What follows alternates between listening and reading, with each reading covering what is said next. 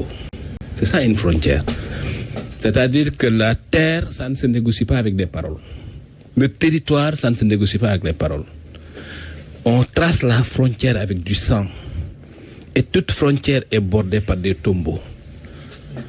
Le territoire, ça s'acquiert au bout de la baïonnette. Je ne connais pas une seule rébellion en Afrique qui est disparue au bout d'une négociation. La rébellion la plus tenace en Afrique, qui était la rébellion de Savimbi, a disparu parce qu'elle a été décapitée lorsque Savimbi a été tué. C'est aussi simple que ça. Je veux dire que les questions de territoire, les questions de frontières, les questions de souveraineté, ça se règle au bout du fusil. Ça ne se règle pas au bout des négociations. Ceci dit, il faut clairement que la position de la Gambie soit clarifiée. C'est très important. Tu sais, moi, il y a une chose que bien que je n'aime pas trop l'impérialisme américain, mais il y a une facette de cet impérialisme que j'admire. C'est-à-dire qu'au nom de ce qu'ils appellent l'intérêt vital des États-Unis, les Américains n'ont aucune limite. Ni en droit international, ni en droit, ni en civilisation. C'est-à-dire, lorsque l'intérêt vital des États-Unis est en jeu, les Américains n'ont aucune limite.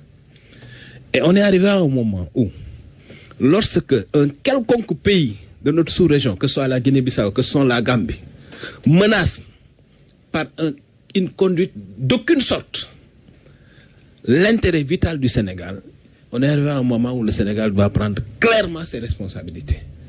C'est-à-dire ces rebelles-là, il faut les poursuivre partout où ils iront. Même s'ils se retrouvent au palais de Gambie, au palais de Banjul, il faut les retrouver là-bas pour les extraire. C'est ça la réalité. C'est-à-dire que, parce que tu sais, il y a tout un flou autour du trafic de bois. La position de la Gambie n'est pas toujours nette. Bon, le partenaire Bissau-Guinée est peut-être un peu plus honnête, mais il n'a pas la totalité du pouvoir. Vous remettez en cause la sincérité de Adama Barrow. Il y a beaucoup de choses qui se passent, mais le trafic du bois continue de plus belle en Gambie. Tout le monde le sait. Tous les jours que Dieu fait, il y a de gros scandales qui éclatent autour de cargaisons qui sont découvertes. Tu vois, un trafic qui a pu survivre via la Gambie, tout le monde le sait. Adama Barrow qu'on dit être dans l'escarcelle de Macky Sall pour caricaturer. On va mettre des guillemets. Ça, c'est de la diplomatie. Moi, ce qui m'intéresse, c'est pas les fioritures diplomatiques, c'est la réalité du terrain.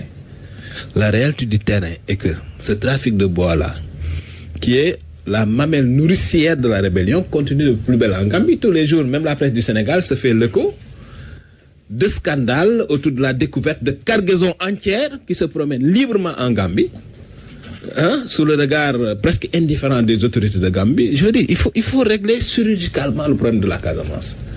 En quoi faisant? La souveraineté, c'est une question de sang. Vous pensez que l'État sénégalais, il est trop passif sur... Non, l'État sénégalais n'est pas passif, mais l'État sénégalais doit exiger plus de collaboration, plus de sincérité, plus de détermination de la part de ses alliés sous-régionaux.